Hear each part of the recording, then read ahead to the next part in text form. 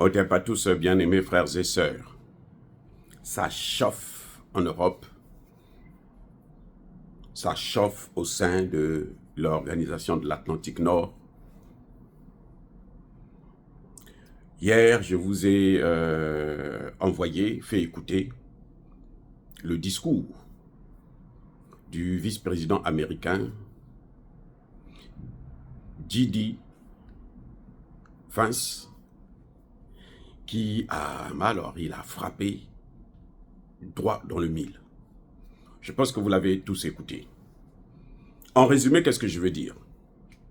Je veux dire que pour l'administration Trump, la menace européenne ne vient pas de la Russie ou de la Chine. En d'autres termes,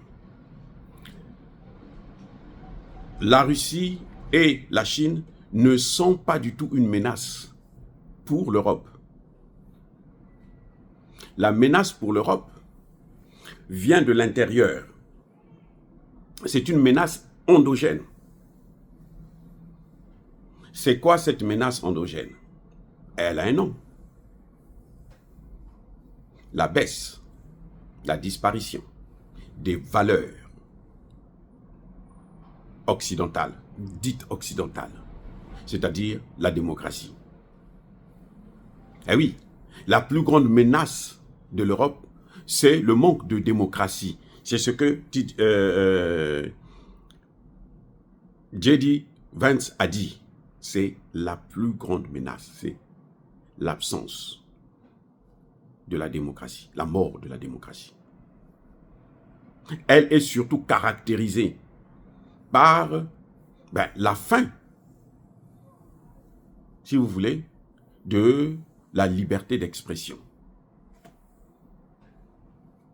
Le vice-président américain n'est pas passé par ce chemin. Et il a pris des exemples. Si vous avez le temps, réécoutez encore ça. Vous allez voir. Il a pris des exemples. Le problème, ce n'est même pas l'immigration. C'est pas nous les Africains. Et c'est ce qu'ils sont en train de faire chez nous.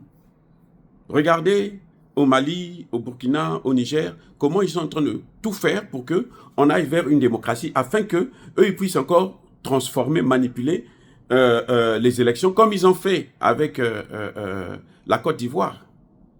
Ils sont allés jusqu'à attaquer la Côte d'Ivoire. La France et les États-Unis ont attaqué la Côte d'Ivoire. Parce que ce que j'ai apprécié avec le discours de Vance, le vice-président américain, c'est qu'il a dit que mais cette baisse-là n'a pas commencé ici en Europe. Elle a commencé aux États-Unis. Oui, c'est aux États-Unis qu'on a commencé à censurer. Censurer les gens.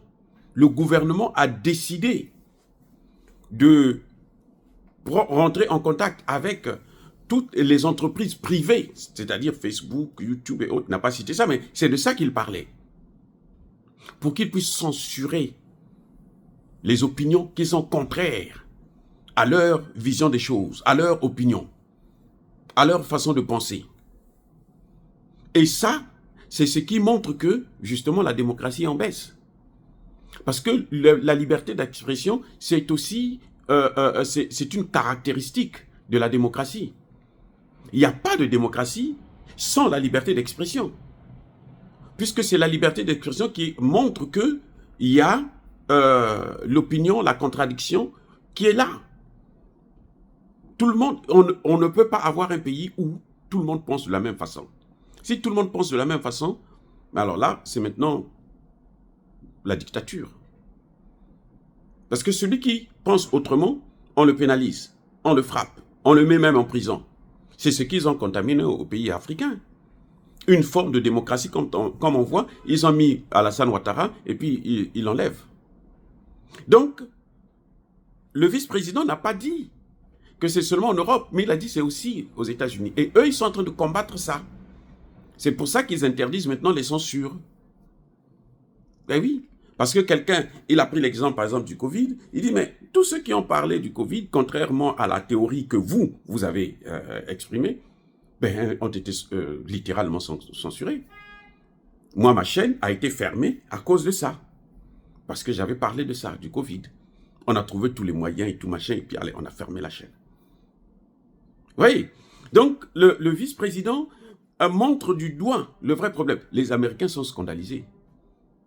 Les Européens plutôt. Ils sont scandalisés parce qu'ils se disent que non, mais l'Amérique nous a lâchés.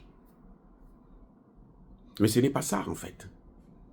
C'est qu'il est en train de montrer les faiblesses de leur démocratie. Parce que quand il n'y a pas l'opinion contraire, c'est qu'il n'y a pas de démocratie. Et c'est là qu'on se trompe. Il est allé plus loin parce qu'il dit, mais quand vous avez, par exemple, on dit que la Russie s'est ingérée dans nos élections. Ok, la Russie s'est ingérée dans les élections. Mais si la Russie arrive avec quelques centaines de dollars, changer l'opinion de votre population, c'est que votre démocratie est très faible. Et pour renforcer la démocratie, il faut qu'il y ait la liberté d'expression. C'est ce que nous disons à nos dirigeants. Là. Nos dirigeants pensent que quand on parle, quand on leur fait des remarques, et quand on leur dit que ça, ce n'est pas bon, suivez telle voie, c'est qu'on est contre eux. Non. Ce sont eux qui ont le pouvoir. Qu'est-ce que vous voulez qu'on fasse? Nous, on n'a rien, on n'a pas de pouvoir. Ça dit que j'ai trouvé ça assez génial. J'espère que ceux qui viendront après l'administration Trump, parce que Trump a maximum 4 ans, j'espère qu'ils vont suivre cette logique. J'espère qu'ils ne vont pas ramener encore l'Amérique vers le bas. Les amis. Mais c'est fort. Je vous avais parlé du coup d'État en Roumanie, non? Vance ne l'a pas dit. Il a dit, il y a eu c'est pas normal. Ça, c'est pas la démocratie. Quand un tribunal peut annuler une élection, parce que celui qui a gagné l'élection n'est pas favorable à l'opinion de la Commission européenne. Ça n'a aucun sens. Ça n'a aucun sens. Il n'a pas parlé de l'Afrique, mais regardez ce qu'ils sont en train de faire en RDC. Je vous ai dit que c'est Macron qui a fait rentrer les terreaux à Bukavu, et c'est lui qui les a fait sortir, et c'est lui qui les a encore fait rentrer, et il dit maintenant, moi je vais intervenir, je vais venir avec mon armée pour venir vous protéger. Mais il est malade. C'est vraiment un fou. Il est fou. Il pense que nous, on est là à passer notre temps à jouer avec lui. Il n'a qu'à jouer avec les Français. Donc, Vance dit que c'est clair, il n'y a rien à faire. Vous devrez changer le comportement. Vous devrez arrêter la censure. Vous devrez laisser les gens parler librement. Et eux, ici aux États-Unis, c'est le combat qu'ils sont en train de mener pour nous, pour notre liberté d'expression. Et ça, j'apprécie ça, que nous puissions maintenant avoir la possibilité de parler sans avoir peur qu'on puisse fermer votre chaîne, qu'on puisse faire ceci, qu'on puisse faire cela. Les amis, c'est l'Europe est abattue. Soyez bénis, abondamment bénis par le Dieu de Kémit et par nos ancêtres angélisés. Vive l'Afrique éternelle, j'ai dit et j'assume.